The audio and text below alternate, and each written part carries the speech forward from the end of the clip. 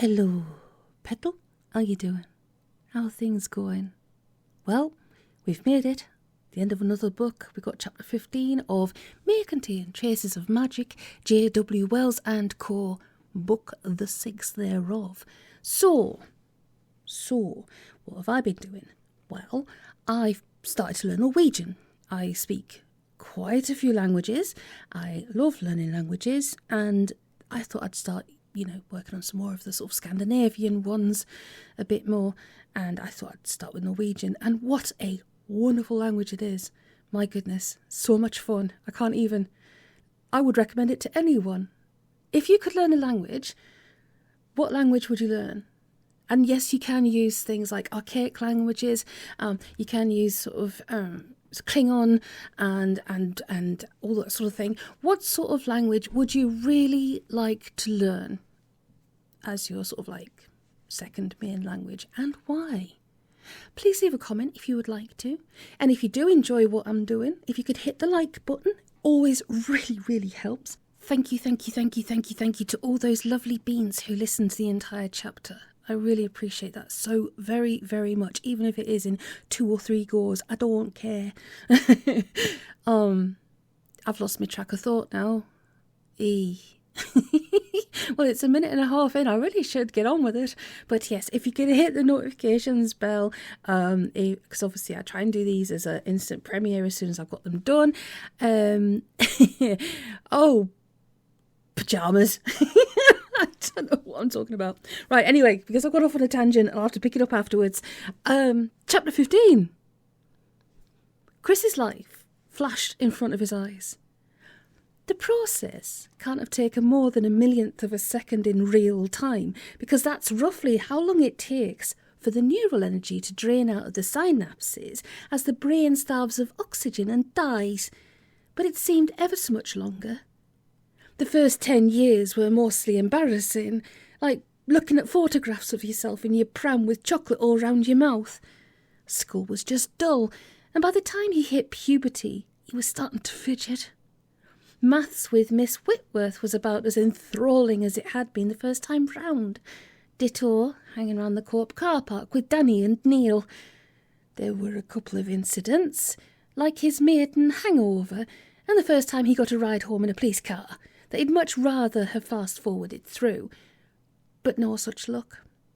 He was being treated to the director's cut, with all the bits that should have been edited out pasted lovingly back in. Come to think of it, his life was little more than a bloopers compilation in any case. All that was missing was Dennis Norden to do the commentary. Year 10. Danny bets him he wouldn't sneak into the girls' toilets, he accepts. Suddenly, he had his own undivided attention. I'm sitting in the cubicle. Someone's written KH4CP on the wall in biro just above the toilet roll holder. I can hear voices. I can hear someone moving about in the adjoining cubicle. What do I do now? SatNav? He thought. What? A voice in his head. I'm lost, SatNav. Which way do I turn? Well, she said, that depends. Oh, sod it. Stop time. Time obligingly stopped. He checked his watch, and the second hand was frozen. You do pick your moments, don't you? Thanks, SatNav. He stared at the door in front of him, the bolt he'd have to pull back in order to leave the cubicle. Well, here we are again. You're going to have to stop doing this before it becomes a habit, SatNav said. Right, what's the matter? I'm dead, aren't I? Yes, SatNav replied. You have, to coin a phrase, arrived at your destination. Shit. Yes. He frowned. That's because I changed history, he thought. I came back here. You brought me back here. I stopped Jill from killing you. I killed Jill. You survived. So did Angela, but not me. Is that it, more or less? Basically, you took the road less travelled by, and it has made all the difference. That's a quotation, she pointed out. Wasted on you, presumably. If you say so, he thought. But, SatNav, if I don't interfere, if I let Jill kill you, Too late, SatNav interrupted. It's already happened. This is just your life flashing in front of your eyes. Well-attested neurobiological phenomenon. It's not real. You can't change anything. You're lying. When have I ever lied to you? He shifted a little and sat firmly on his hands. Thanks. You can start time again now. You wouldn't. Just a hint of panic, maybe. You wouldn't just sit there and let me die. Want to bet. You couldn't. You're not capable of it. Your inherent decency and sense of fair play. Whenever you're ready. Oh, come on, SatNav said nervously. Be reasonable. I mean, what the hell have you possibly got to live for? He smiled. About 50 years, he replied, assuming I lay off the carbohydrates and always look twice before crossing the street. That's enough. You've got to be in the game if you want to stand a chance of winning. Someone's been reading the Reader's Digest again, SatNav said. Face it, your life's a mess. You'll be better off without it. Trust me. No. And besides, there's stuff I've got to do. Too late for that now, SatNav said. Besides, wouldn't you rather leave it to someone else? Let it be their problem. Think of all the aggravation. Restart time, SatNav. Now. I don't think you quite grasp the dynamics of the situation, SatNav said desperately. All right, you can change things back, but it won't solve anything. You'll still be dead. You got cut in too, remember? Sorry, but that's not negotiable. Tick-tock, SatNav. Now. The second hand of Chris's watch jerked forward 1 division. He heard the door of the neighbouring cubicle open. I hope I'm right about this, he thought. He stared where he was. Bastard, said honest John. Chris opened his eyes. Hello, he said. Selfish, inconsiderate bastard, John said, reaching out a hand to pull him out of the toilet. You chickened out then? Yes, he frowned. How did you... That was the deal, John's head said. It was propped up on the sink. You'd go back and change history, and in the altered timeline you wouldn't cut my head off. You knew, didn't you? You knew if I changed history, I'd die. John's body hauled him out, and Chris stood on the bathroom floor, shaking a little. Not noticeably dead, though, are you? So, he'd been right after all. That's because it wasn't me that got cut in too, he said. It was the demon. John's head grunted. You figured it out, he said, with grudging respect. Pity. I never thought you'd be smart enough. Chris put the toilet seat down and sat on it. The demon got killed, he said. Not me. I got set free. I'm alive and I'm human again, and I'm back where I belong. That wasn't just my life flashing in front of my eyes. That was me getting my life back again. Quite, said John's head. You get to survive, and the hell with everybody else. His body picked up his head. You got any parcel tape? Anything like that? Chris thought. Sorry, he said. We used to have some, but I think Karen used it all. Bugger. All right, John said wearily. In that case, I'll get you to cut 2 holes in a carrier bag for me to see through, he explained. Once John had left the flat, Chris made himself a nice cup of tea, then got the superglue out and glued the toilet seat firmly shut, just in case. Then he flumped down on the bed and started to shake all over. Music, if you could call it that. Shake it loose by the lizard-headed women. You fell asleep, the nice fay explained. Hardly surprising after the day you've had. Chris sat up, looked down at the body lying on the bed. I'm still alive, aren't I? He said anxiously. I mean, I'm not... The nice fay laughed. Calm down, she said.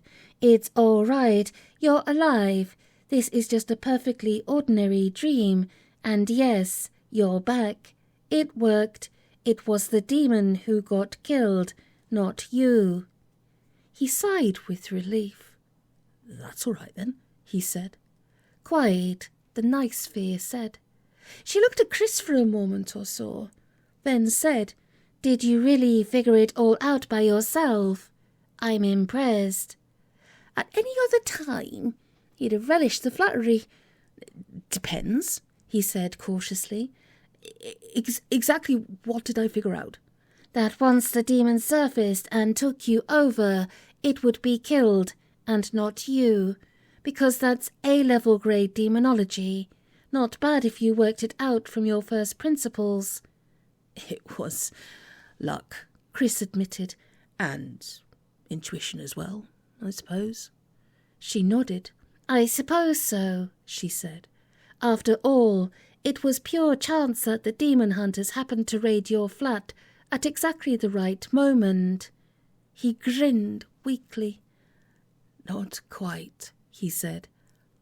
"I phoned them." "Oh," she sounded impressed. "So you had got it all worked out?" Shrug.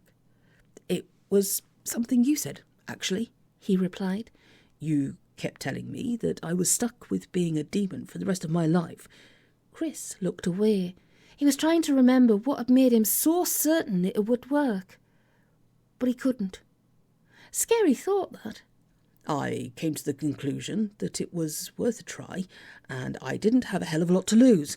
But what I was expecting to happen was that the Delendi Sund boys would kill the demon, and I would be left over, so to speak, but still marooned in the other timeline. This," he waved vaguely at the universe, "it's a bonus I really wasn't expecting, which means there's got to be more to it than just having the demon killed." He shook his head. "I don't suppose you're going to tell me, are you?" The Fae smiled sadly. "Sorry, can't. You're on the right lines, but you're going to have to work it out for yourself. Otherwise, it would be cheating." "What's wrong with cheating?" She gave him a cold look. "I'll pretend I didn't hear that," she said. "Fine. What happened to Angela, by the way?" "Dead. Oh, don't look all sad about it. Just means she's back on her side of the line, explaining to her bosses how she came to cock up the mission. But I don't suppose they'll be too hard on her. After all, she more or less succeeded." Chris wasn't expecting that. "No, she didn't," he objected. "She was supposed to find the distant ringleader."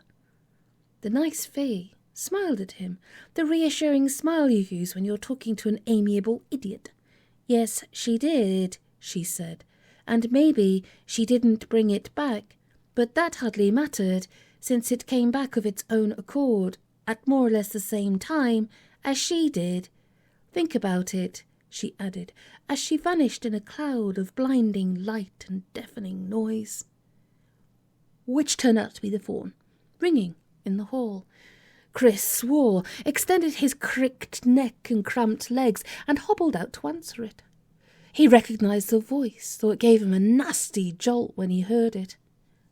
"Hi, Jill," he said. "Talk of the..." "What the hell do you think you're playing at?" Jill yelled at him. "Nice to hear your voice too, Jill. What can I do for..." "I have just got off the phone with the permanent secretary." Jill snarled at him. "I have been trying to explain to him why the Demon High Commissioner in London's just thanked him officially for extraditing the dissident ringleader back across the line. But we haven't, I said. Yes, we bloody well have, he said. And your name was expressly mentioned. You and some old school friend of yours. I have no idea who you could possibly mean, I lied. Let me look into it and get back to you. You bastard," she added, with enough pressure of feeling to power a steam turbine. "What have you been up to?" Chris sighed. He'd always liked Jill. A lot. But this time he wasn't in the mood. He put the phone down, counted to 3, and then lifted the receiver off the cradle and laid it gently on the table. "I just saved Your life, you ungrateful cow, he said aloud. Then he tottered into the kitchen and cut himself a sandwich. It's amazing what 2 slices of processed bread and a thin layer of stale cheese can do. Unfed, the most he could say for himself was that he'd somehow managed to survive the past. With a cheese sandwich inside him, he was very nearly ready to face the future, whichever future it turned out to be. So, the demon had left him, gone back to its side of the line, all well and good, and he was delighted to be rid of it. He munched a mouthful of sandwich. But there were still far too many questions hanging over him. Where had the demon come from in the first place, and which one was it? Chris chewed steadily until he'd finished the sandwich to the very last crumb. Then he took out his wallet, found a business card, and dialed a number. While he was waiting for the visitor he'd summoned to arrive, he hoovered and dusted the flat, washed up, cleaned the kitchen floor, and did 2 loads of washing. He was surprised how much it helped, to the point where, when Derek from the department arrived, Chris was much calmer than he had any right to be. Thanks for the loan of them, Derek said, handing over Frank Slade's special sunglasses. I wouldn't mind borrowing them again sometime, if you're not using them. Derek didn't look nearly so terrifying in this timeline. In fact, he wasn't scary at all. My pleasure, Chris said. Oh, and I wonder if you'd mind getting rid of this for me. I've only just found out what it is, and I don't like having it in the house. Derek recognised the tape measure instantly, just as he'd recognised the sunglasses. Where in the hell did you get... Little old lady found it in her attic, Chris replied. You do know what this is? Yes, and so do you. Just take it away and put it somewhere safe. Somewhere I'll never be able to get hold of it again, he didn't say. As soon as Derek had gone, Chris went into the bathroom, stood in front of the mirror, and put the sunglasses on. Shit, he said aloud. They all looked alike to him, of course, so he couldn't be sure. But if he had to express an opinion, he'd have to say he was sure it was the same demon face he'd seen in this very mirror in the other timeline. Wonderful, he said to himself. I'm a demon. But now, at least he understood why. So, typical bloody Karen, he thought. She buggers off in a huff and doesn't think to let me know where she's gone. Grand gesture, but utterly inconsiderate. There was, of course, one person who could be relied upon to know where she'd got to. Information Central, the social hub. Chris took a deep breath and phoned Jill's number. If you've called to apologise, you can... No, he said. I need to talk to Karen. I don't know where she... Yes, you do. In spite of everything, the stress, the aggravation, the threats of death and serious injury, a tiny little bit of him was smirking. All right, Jill conceded.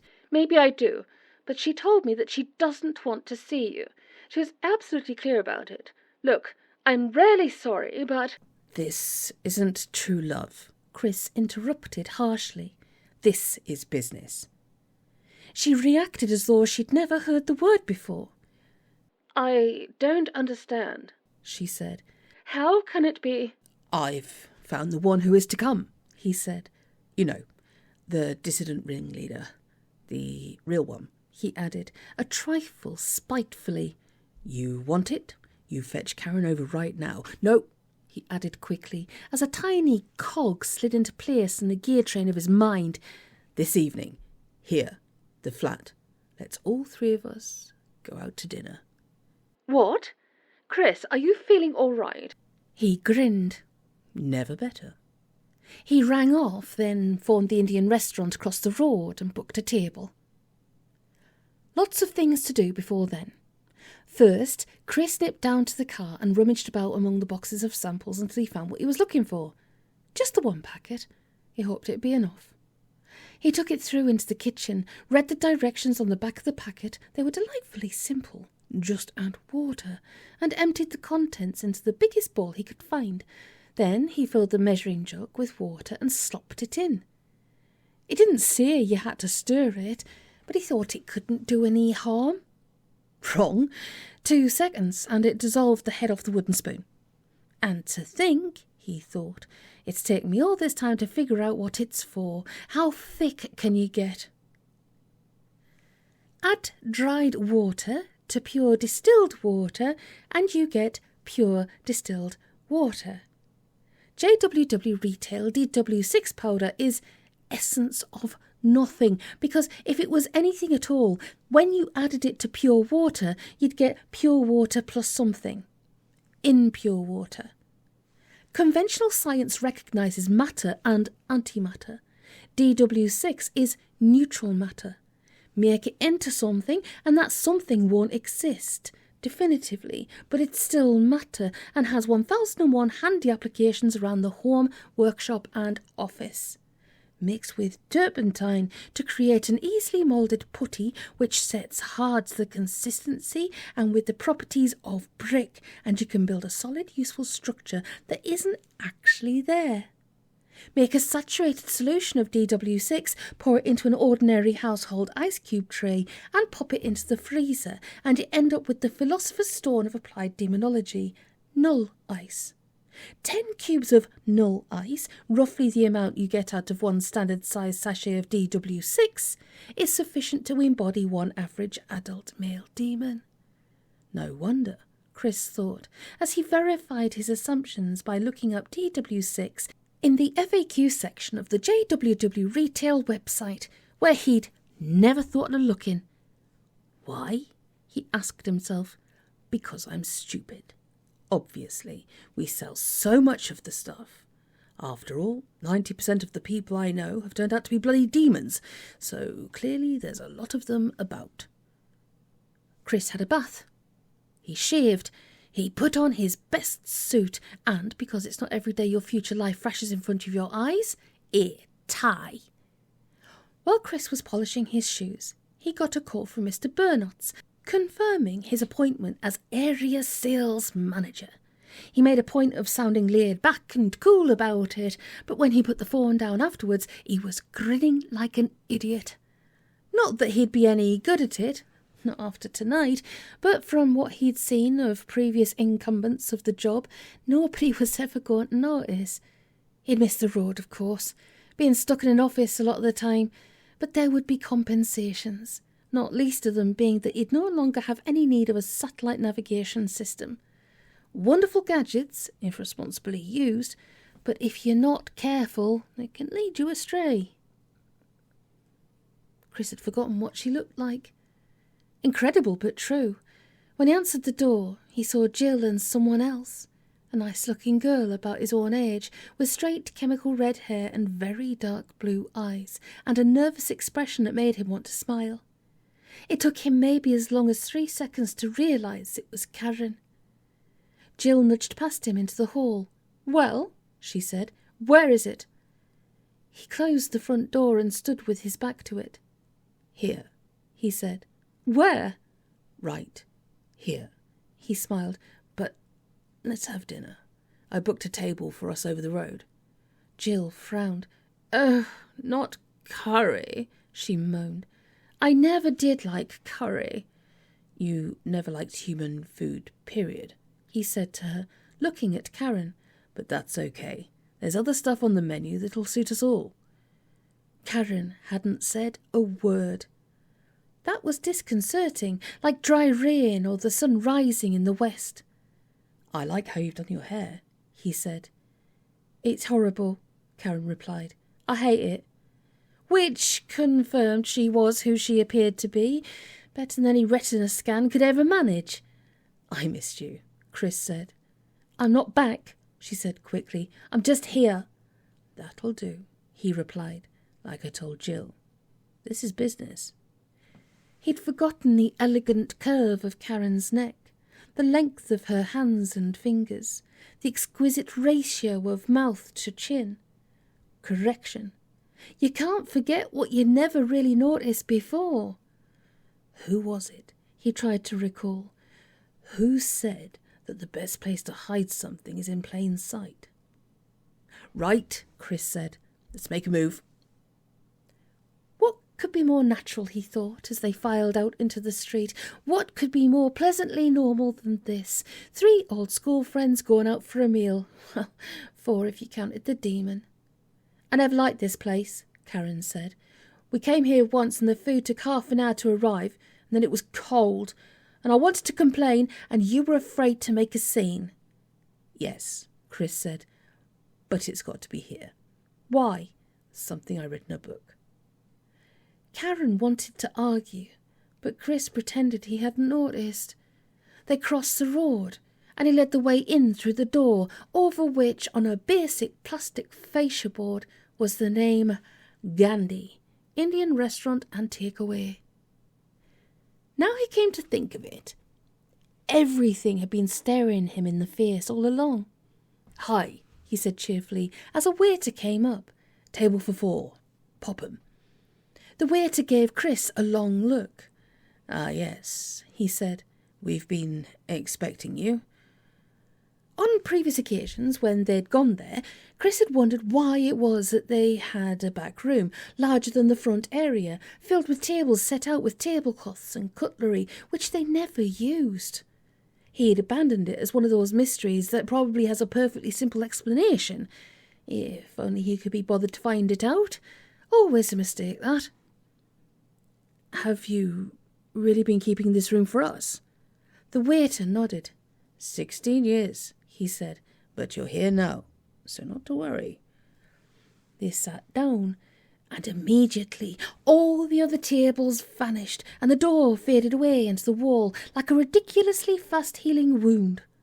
The waiter smiled, handed each of them a menu, and faded into a spinning column of smoke which blew away in the gentle breeze from an electric fan. I think I'll start with an onion bhaji, Chris said. Karen and Jill weren't looking at their menus. Chris, Jill said, any particular reason why this table is set up for 4? He looked up and smiled. It's all right, he said to neither of them. You can come out now. And out the demon came. It started as a faint grey wisp of vapour, rising from each of them like steam off wet clothes. As it rose, the 3 strands twisted together, weaving a shape that gradually became recognisable, then familiar. As it pulled a third of itself out of him, Chris felt a great surge of emotion deep inside, first anger, then panic, then the unbearable sorrow of parting and loss. Then there was a faint noise, a sort of pop, and the demon dropped out of the air into the chair that the waiter had pulled out for it. They all looked the same to Chris, needless to say, but it did remind him ever so much of what he'd seen in mirrors. Nice of you to join us, Chris said. Hard to tell because of all the fangs and distorted features, but Chris fancied it was looking distinctly sheepish. Thanks, it said. No worries. Now then, Chris continued briskly. Introductions. Jill, meet the one who is to come. Karen, this is a demon who's been stowing away inside all of our heads ever since that day in the girls' toilets at school. Jill jumped so violently that she knocked over a wine glass. Olive! So nice to be able to justify a really, really patronising grin. All of our heads. That's right. Actually, I honestly can't believe it took me so long to figure it out. So obvious, really. I'm right, aren't I? The demon nodded. It's grotesque. Potato-shaped head. We apologise, it said, for any inconvenience. Chris poured himself a glass of water from the jug and was pleased to see how steady his hand was. Just to set my mind at rest, he said. That day in the toilet, you were inside Karen, right? The demon nodded. She was to be our host, it said. Quite. Chris nodded. And what about me? The demon broke eye contact. It might have even turned a slightly deeper shade of grey.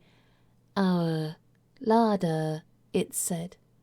Chris nodded again, which is why. Sorry about this, Karen, but I'm assuming you didn't know. Which is why Karen fancied me ever since we were both 15. That was the whole point of the exercise, wasn't it? Your grand plan for weaning demonkind off killing humans and preventing an all-out war between you and us. Quite so. We could see no other way. Just a minute, Karen interrupted, and Chris recognised the tone of voice as the first puff of smoke from the volcano. He held up his hand for silence, and amazingly, it worked. Again, he said, it only goes to show how truly stupid I am, because I only just worked it out. Your lot need emotion to live. You figured out, instead of killing us for it, you'd be better off making us into a sustainable resource, milking us for your emotional needs. The main problem was how to get enough emotion out of your human host to live on, and how to do it so as not to wear us out or drive us crazy. You needed a way that we wouldn't notice or object to, like the birds who pick the teeth of crocodiles. What's the word? Symbiotic, Jill muttered. That's right, thanks. A symbiotic relationship. Something in it for you, something in it for us. Now, which human emotion fits the bill perfectly? Anyone? Jill was frowning. Karen just looked stuffed. So, love, Chris said. Of course, when you designed your human host, Karen, she was pre-programmed to love someone, as it turned out, me. Good choice, because obviously, when a charmless, unprepossessing specimen like me finds out that a beautiful, intelligent girl like Karen fancies him, the last thing he's going to do is ask questions or mess about. He'll say yes please and thank you, and that will be that. True love, happy ever after, and a lifetime supply of gourmet eating for you, well thought out and no harm to anyone, so long as Karen and me never learned the truth. Unfortunately, he added, it didn't work out.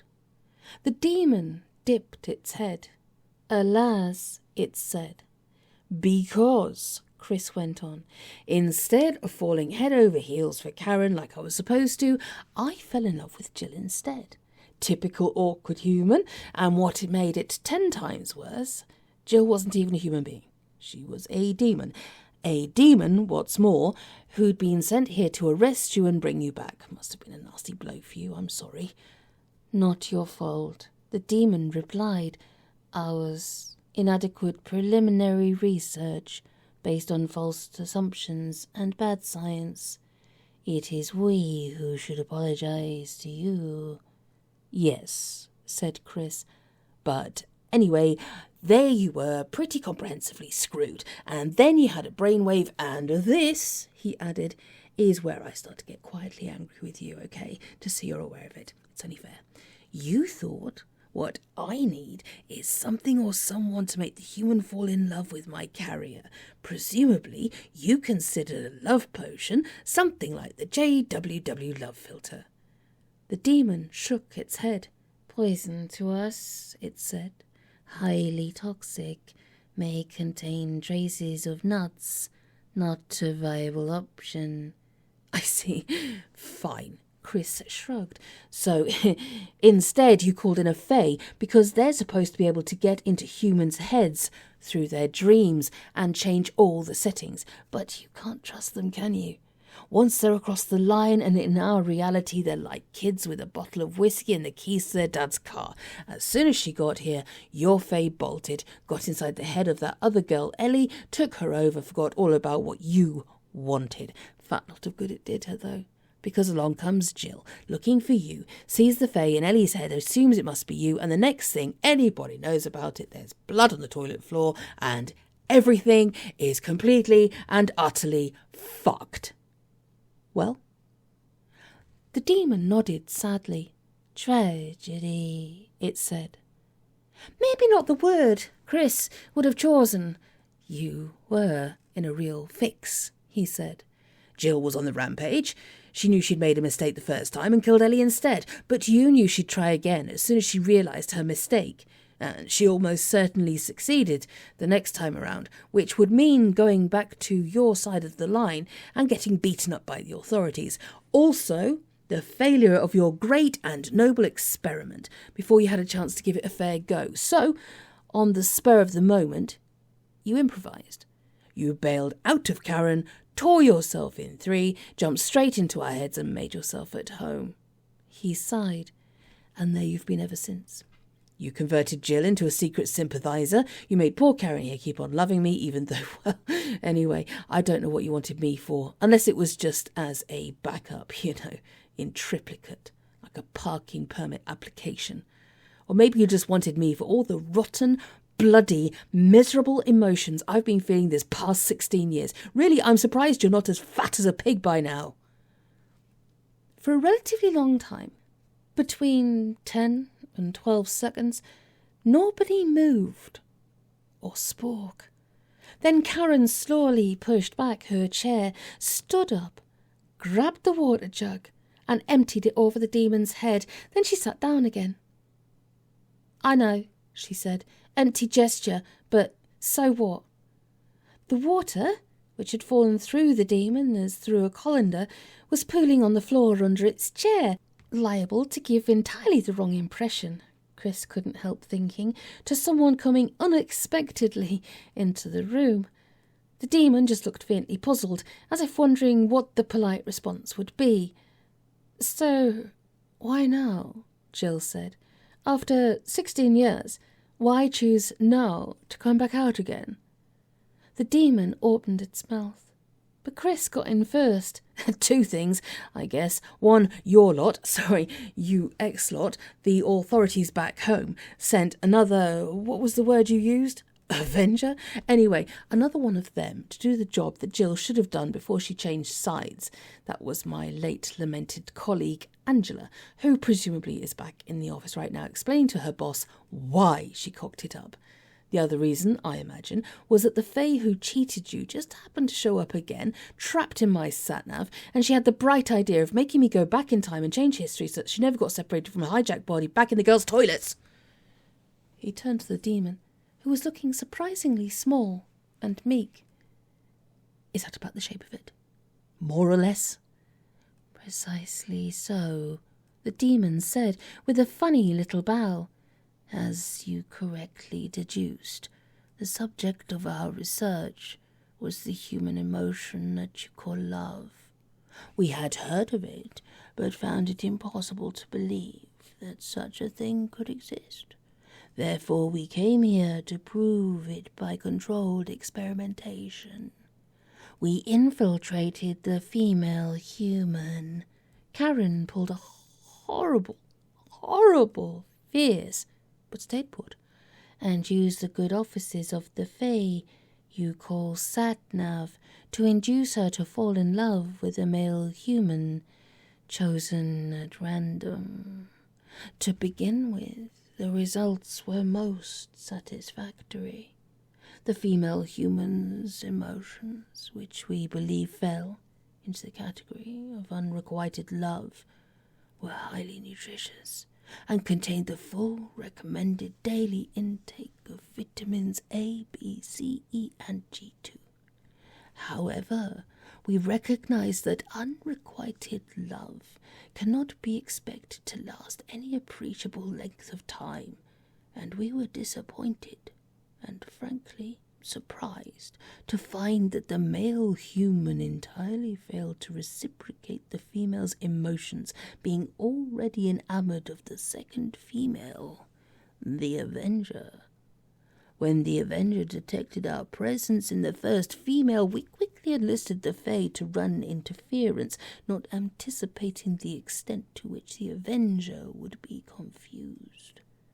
Naturally, we regret the Fae's unfortunate fate. Our primary concern, however, was for our own safety and the future of the mission.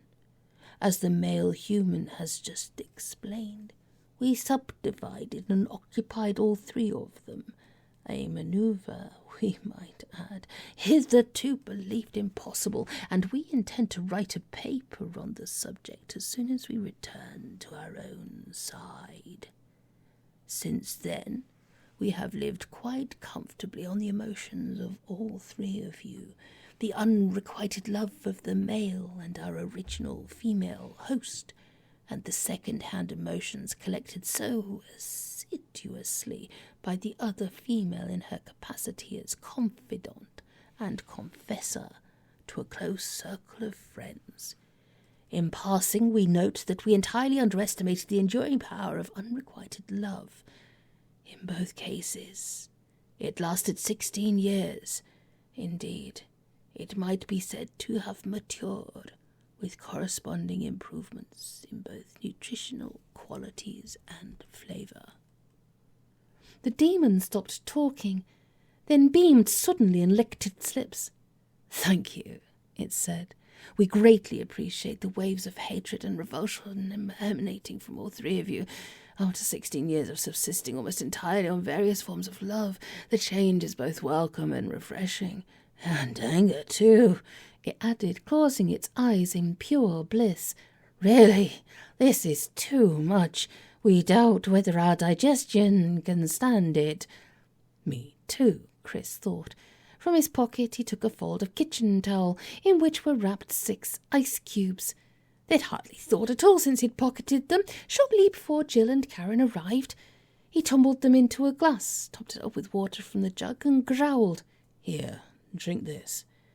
The demon frowned, sniffed the glass, grinned broadly and gulped, swallowing the ice cubes whole. "Thank you," it croaked, as first steam and then smoke began to stream out of its ears and nose. "We believe we are ready, indeed, to go home. Our researches are complete. Once again, we apologize for any..." Then it burst into flames. For about 5 seconds, it burned keenly with a clear green flame, and then there was nothing. Not even a sprinkle of ash. There was a long silence. Then Karen said, "I don't know about you two, but I'm starving. Pass me that menu, will you?" Something in her tone of voice. Chris fished the sunglasses out of his pocket and put them on. Human. 100%. Still, he had to ask. "Karen," he said. She didn't look up from the menu. "The hummingbird. Was that..." Still without taking her face out of the menu, Karen brushed her hair back over her ear to reveal the hummingbird earrings. "They're magic," she said. "Belong to my Aunt Jessica. I tell them what to do, and they do it." She shook her head a little. One earring detached itself, flew across the room, and came back with a wine list clutched in its teeny-tiny beak. "Years ago, when we first got together, I told them to look after you. If you got into trouble and I wasn't there, it's a bit of a nuisance lately. It means I've been going around half the time with only one earring." "I see," Chris said. "Thanks. It's all right." "Fine," Jill said, and there was a brittle quality to her voice that put Chris on notice that something was about to happen. "Well, apparently that's that sorted. Well done, Chris. I don't know, it's been staring me in the face all these years, literally for crying out loud, and I never saw it. About time I packed in this undercover stuff. Never was my cup of tea."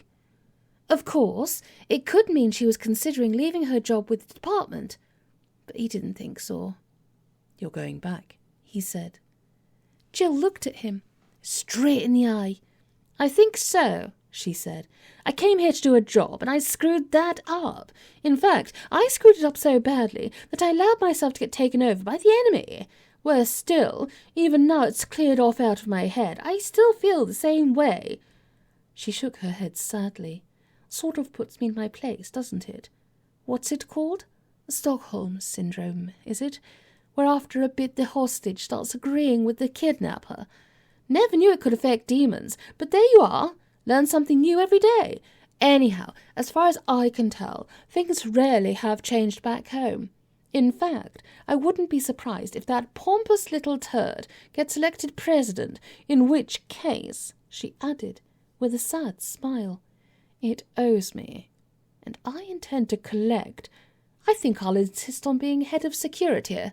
We may be no great shakes at love, but we do have a finely developed sense of irony." "You're going," Chris repeated. "Yes, besides," Jill added, reaching for the glass that the demon had drunk from, which still held about half an inch of liquid. "There are times when 3 is a crowd, and I think this is one of them." She sniffed, then licked her lips and spat elegantly into a napkin. "That's one taste I won't miss," she said. "If the grand design's ever going to work, we're going to have to do something about the way the stuff tastes." She drained the glass and grinned at them. "So long," she said. "I'd like to say how much I've enjoyed being your friends," she went on, as the steam turned quickly into smoke. "But unfortunately, I have too much regard for the truth. Try not to mangle each other too much. Bye-bye." Then the flames took her, and she vanished. Karen and Chris looked at each other for a long time.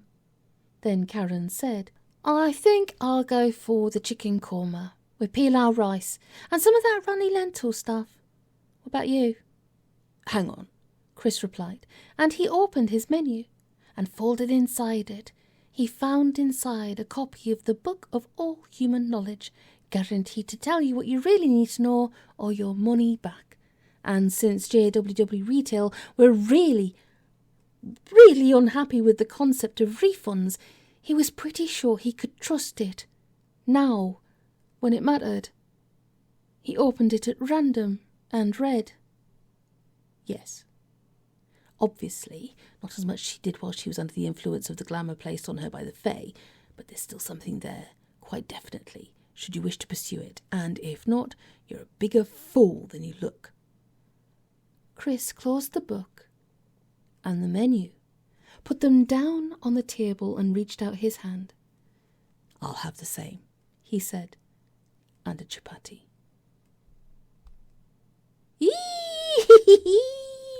Oh, I love this book so much. Yeah. So, did you guess that ending? Did you guess it? Did you guess it? Did you guess it? For those who've read the book before, I hope you enjoyed it. I hope I did it justice, but it is one of my absolute favourites because it's just so well done, and I can't even. So yes, as I was saying, I've started learning Norwegian. I do narrate books with Vikings and stuffs. So of course they were one of the predominant jobs of the Norwegian and Danish people. So yes, Norwegian would be an awesome language to learn as well as Finnish. I'm quite keen on learning Finnish as well, but let's do one at a time. Anywho, so which language would you talk if you could? I mean, my subsidiary one, I'd love to be able to talk cat or dog. I think I do pretty well with my herd, with how I talk to them on a daily basis. Do you know cats don't actually meow at each other, just at humans? I only found that out the other day. I've been keeping cats for years. But there's me going off on a tangent again. Please excuse my tangents. I get quite overexcited when it's the end of a book and the start of a new one. But anyway, I'm going to stop whiffling. If you could drop me a little like if you enjoyed the episode, if you can share and subscribe if you really want to, but no pressure to. And if you want to get the notifications about the new episodes or chapters, whatever way you want to call it, as they come about, please hit the notifications bell. And also don't forget, we've got playlists and podcasts with all by author, usually. They're all there. I hope you enjoy them. I enjoyed making them because it's books. I don't get out much. I'm a total nerd. I love me books. And yeah, anyway. Thank you so much for being here. It's the end of another book. And I look forward to seeing you at the start of Life, Liberty and the Pursuit of Sausages, J.W. Wells & Co. Book 7. And we'll sneak that in between of Book 8, which is The 8 Reindeer of the Apocalypse, which was also freaking glorious. I loved that one. Did that one over Christmas. But I digress. Hopefully we're going to get time to do some gaming online, or you'll be able to see me go through not see me, but listen to me go through the process of trying to record, which is comical at best. Yeah, there's some bloopers, which luckily I didn't record. Yes. Oh my. But anyway, I will stop whiffling for now, and thank you. Please hit that like button and notifications bell if you're digging. If you're just liking it, fantastic. If you don't want to be notified, that's fine. If you want to share and subscribe, awesome. I know I keep repeating it, but it is really important. And thank you very much to those of you who are here every time. You know who you are. I love your very souls. Thank you for being here. You absolute lovely, wonderful beings. Take it easy. Have some good sleeps. And I'll see you soon, Petal. Oh, forgot me tune. We won't do Thundercats because, because that was... Seriously, look at Thundercats. It's awesome. We're not going to do He-Man. Never watched She-Ra. So we'll go back to... Chortle and the Wheelies. Oh my goodness, I wish I could remember that tune. That was fantastic. Oh, we'll do Magic Roundabout for now, and then we'll think of a new one for next time. So anyway, I'll stop whiffling.